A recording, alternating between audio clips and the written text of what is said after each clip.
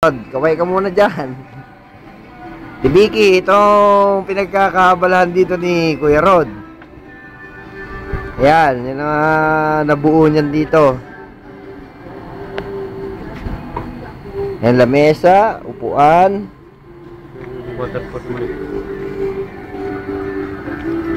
Ganda ng sapatos ni Tricia, oh. Ito, isa pang nagawa ni Kuya Rod. Yan ang mini fountain. Yan. Ito ang kanyang farm. Ito yung mga plants. Mga plants yan ni Kuya Rod.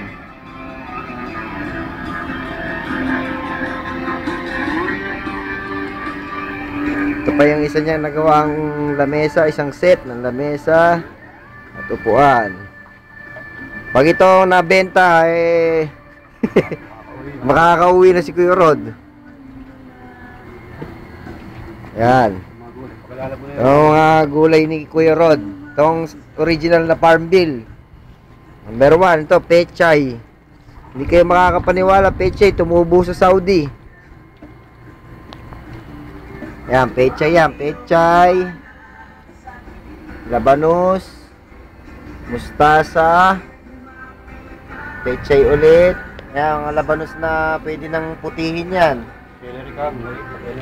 Ito, celery. Maliliit pa. Pero okay na. Sili.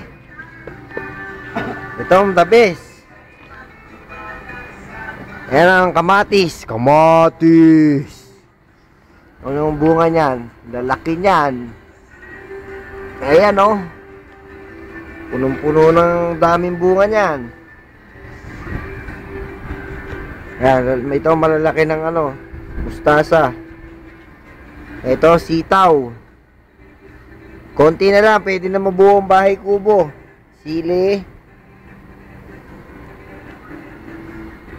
Yan ang pinagkakabalahan ni Kuya dito, umaga at hapon. Karod, kaway ka muna sa kanila. Okay.